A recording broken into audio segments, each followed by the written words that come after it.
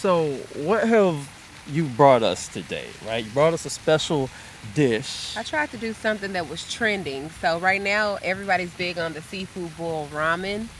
So that's what I made for you guys. It's got the crab legs, sausage, shrimp, the boiled eggs, potatoes, corn. All of it. All of it. Delicious. Good gracious, good gracious. You had me at ramen. Beautiful people, what is going on? Welcome to another episode of Grade A Rub. And ladies and gentlemen, this is no ordinary edition, okay? Today we are doing a special spotlight, okay, on an entrepreneur that is in the food space, that is making Grade A Grub, okay, right? She ain't just about Grade A Grub, she makes Grade A Grub. Ladies and gentlemen, show your love for Miss Jasmine. Yay! How you doing today, ma'am? I'm good. I'm good. I'm good. Glad to be here. How are you guys? Look, hungry. Everybody hungry. We hungry. We hungry. Yeah. Look, hey, look. We know when we were setting up. We know. All right. Look, for those that don't know, the setup is a very strenuous process. Okay. Woo. All right. So it is what it is. Okay. But we here now. All right. Okay. Okay. All right. And we ain't gonna waste no time. All right. So tell us, ma'am. Tell us. All right. I mentioned you have a food business. What is the name of this food business? Bougie Bites, LLC. Bougie Bites. Nice. What is Bougie Bites? Bougie Bites is a catering company. I do a lot of private events, private cooking, a lot of catering, things like that. Yeah. Really nice. Really. Okay. So any type of foods, like food styles, like you specialize in, like specifically for this brand, or it's across the board? Well, being out here in Louisiana, and most of it is Cajun, but I do specialize in. My favorite type of cooking is Asian and Indian, so that's Nice. just me. But I do it all, baking and pastry as well. So. Okay. I like my pastries. I like my pastries. Yeah, yeah. Yes, indeed. Okay, all right. Well, not bad, not bad. So, ma'am, so tell us, okay, so what have you brought us today, right? You brought us a special dish. I tried to do something that was trending. So right now, everybody's big on the seafood boil ramen. So that's what I made for you guys. It's got the crab legs, sausage, shrimp, the boiled eggs, potatoes, corn. All of it. All of it. Delicious. Good gracious, good gracious. You had me at ramen. Oh, man.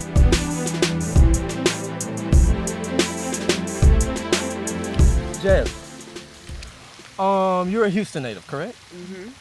So tell us, H-Town, look, that's my home away from home. All right, so yeah, all praises. Shout out to H-Town. But he a Saints fan. I am not the Saints fan, ma'am. Okay, well, I apologize. My bad. Over there, I was I'm gonna say, neutral. I'm proud who that, but I love this food. I'm neutral. Cowboys and See, look at her trying to start some stuff. Stick to food. Look at her trying to start some stuff, man. I mean, but I'm just saying, We gonna since stick we to- on, We gonna stick to this good food. You we done are. prepared us. It's We so not good gonna because mess the up Cowboys vibe. winning. That's so what? Don't nobody care. You can tell it's football season. Hey, man. Dad. Toast Keep to the doing the Cowboys. damn You want a toast thing, with your man. potato? No? So keep on talking. No, I'm Oh, just okay. the noodles and the sausage. Oh, okay. Okay. I think the Saints won today, baby. Not the Noya. Not the Noya. The Noya came out. I absolutely love it. Yeah, shout out to Dak while we having these crab legs. We love you, Dak. Man, so And Jerry. Okay. anyway, so back to H-Town. Okay, so tell me, what is a spot a food spot that you absolutely have to try when you go to H-Town? That you absolutely have to You have. absolutely. I would say Papados because it's known, but a lot of people don't actually go there. But Papados is one of those. Every time I go back, I have Papados. It's not my favorite restaurant, but it is something I have to have every time I go.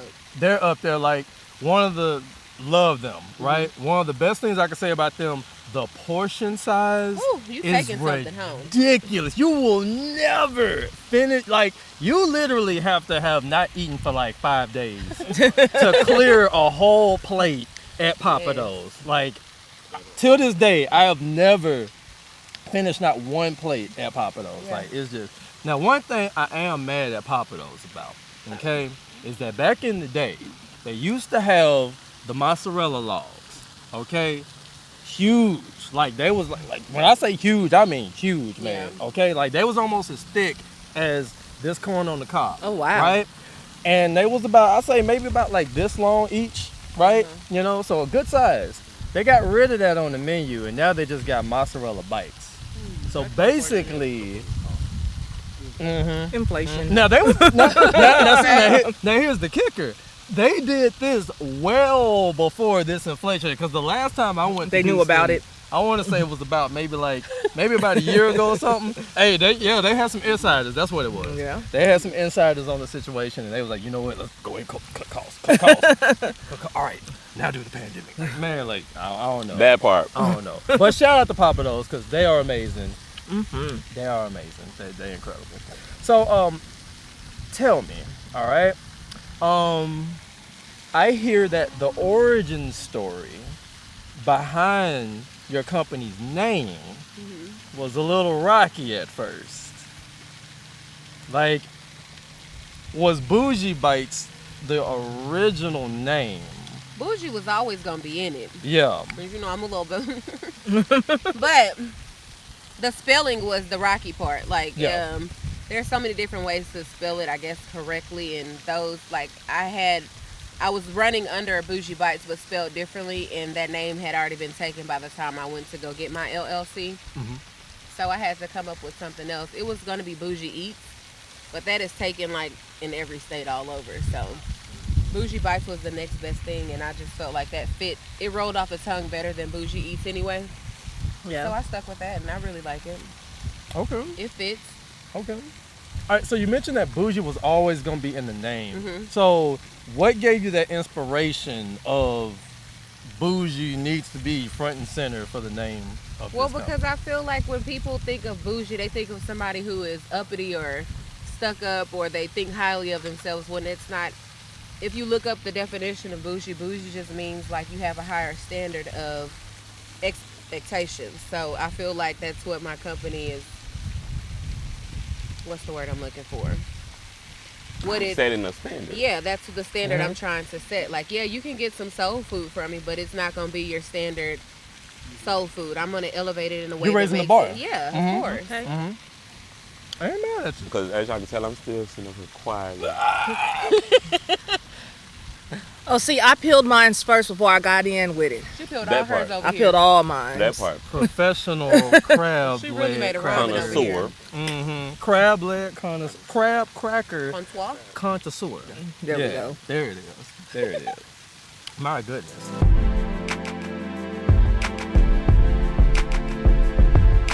Man, so here's a question I'm gonna throw your way. All right. What is the first word that comes to mind when you think Bougie Bites?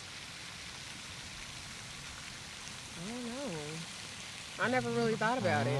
Yeah, that's right. The yeah. first word that comes to mind, Yeah, you in grade A grub. We do that critical thinking around here. I Yeah. mean, I'm eating. I can't do that at the same time. Insert the That was mean the with the joke and the calculations. spice, by the way. Great food. That was 2 words, but Great was first though. okay, yeah, there you go. So Greatness, which is there okay, you go. greatness. Greatness. Greatness. Okay. Okay. Not bad. Would you like that to be the first word that other people associate? Definitely. Definitely. I have a few very consistent customers that I cook for them on a weekly basis. So I definitely know that my food is good, but I'm biased to my own food, of course. Just like every household cook is. But I feel like when you hear it from other people, or when people consistently come back to you, that's what gives you that, okay, this really is good. You know? Because anybody can be a cook. Anybody can say they are a caterer. But is your food worth coming back for again? Am I going to get it and then want it again? Exactly. And I believe part of the reason why you're able to say that, bougie bites equals greatness, right? Like why your stuff is setting the bar, raising the level, right? Is because of your passion for the love of the culinary arts. So that brings me to my next question. When did you first fall in love with the culinary arts? I was definitely a little girl. I was always in the kitchen with my mom, and once she realized that, okay, I've taught her enough she could cook, she would sit down and dinners were on me. So I was cooking at home for my brother, sister, mom and dad, and it came naturally. After high school, I went to culinary school, and I have my ups and downs where I get tired of it, and so I also have a medical degree in respiratory therapy, but at the same time, I get tired with that. So it's always in between medical and culinary. So I'm always in the two. I'll never do anything else. Good. I mean, I probably will do other things that came out wrong, but I feel like those are my two That's your crutches. go-to. Yeah, definitely. Nice. Well, I mean, that's similar to E over here, right? Because, you're going into medical, right? You're studying medical, right? But you also have your acting background as well, right? So there's always that constant back and forth between okay, do I lean more into this? Do I lean more into And that? ironically, we are out here 10 years later, after we filmed Olympus Has Fallen. Right out here at this park, 10 years ago, we filmed Olympus Has Fallen right out here. Really? That was the very first movie I was in. So Wow. how things go full circle. That's what me and Jay was talking about. Full circle, man. Speaking of full circle, Jasmine, welcome back. It's been a minute since we worked together. Yes, it has been. Jasmine has been my guest on A Little Tea Time multiple times. His first food guest. My first food guest. Shout out Little Tea Time. And Season 4 coming soon.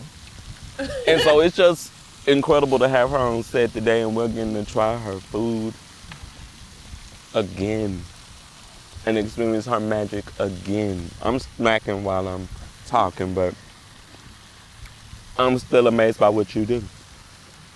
I'm still amazed by what you do. Thank you. And I'm such a fan of what you do.